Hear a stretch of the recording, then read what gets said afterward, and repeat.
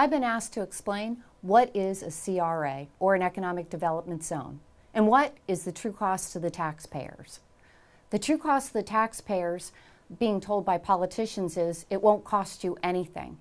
In actuality, you are entirely subsidizing this economic development zone or community redevelopment association known as a CRA.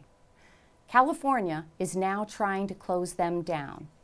Governor Jerry Brown, back in about July 2011, announced to his legislature, and now it's being fought in the Supreme Court, why they need to close down the CRAs or redevelopment associations in California. Governor Brown is trying to close down all of them. Why? Because they have been taking billions of taxpayer dollars every year out of the economy to fund redevelopment in single districts alone, specific areas alone. What's left is lack of funding for crucial needs such as schools, fire, emergency medical services, and now he's in a fight with the Supreme Court to stay his course. That's what Governor Brown is dealing with in California.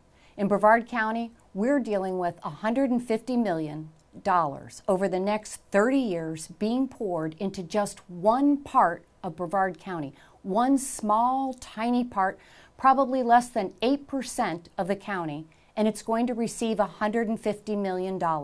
That's your taxpayer dollars going to one small section. Where do you think the money is going to come from to fund these improvements in that one area? Well, let me give you an analogy. Take Kansas. If Kansas didn't want to contribute to the federal government, and we said, okay, Kansas, we're going to leave you off the hook. Well, then who's going to pay their share of the taxes due to the federal government? You and I are. Our taxes have to go up to pay for their fair share that they owe to the federal government. There is no free lunch for anyone. So to think that this $150 million is not going to cost you a penny, yes, it is. It's going to cost you $150 million in increased property taxes. Property taxes that have increased 30% in the last 2 years alone, they will continue to increase if we don't put a stop to this plan immediately. And the commissioners that are complaining, telling us we have to raise taxes to be able to balance the budget, are the very commissioners doing the siphoning of money off to benefit special interest groups. They will tell you, the other politicians, they will tell you that this isn't costing you anything, that the money's coming from that area and staying in that area.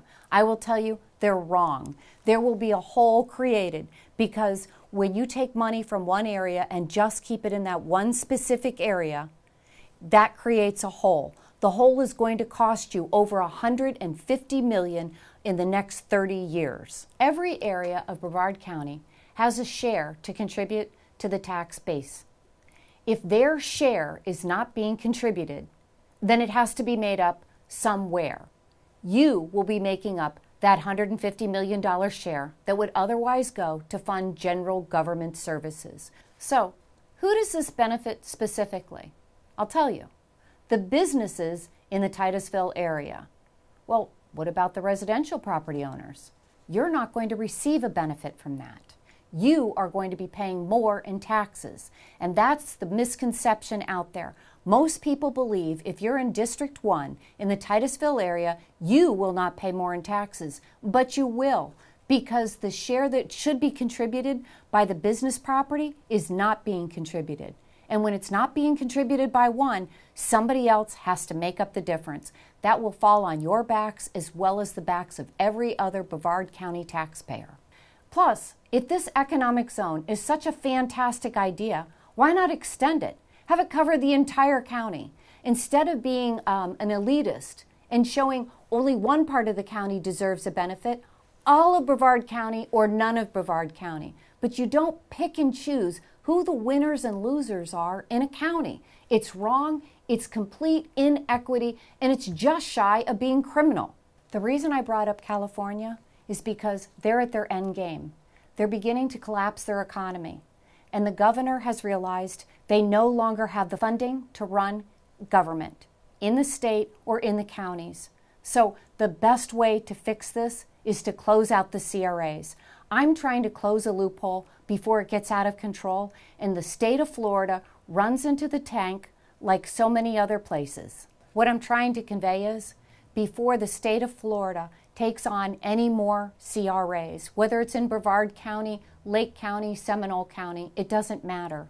They're destroying the economies of many of those municipalities. So if we close the loophole now, then we will stop the cherry picking and let business flourish as they should. Supply and demand, reduced regulations, and you will have a vibrant economy.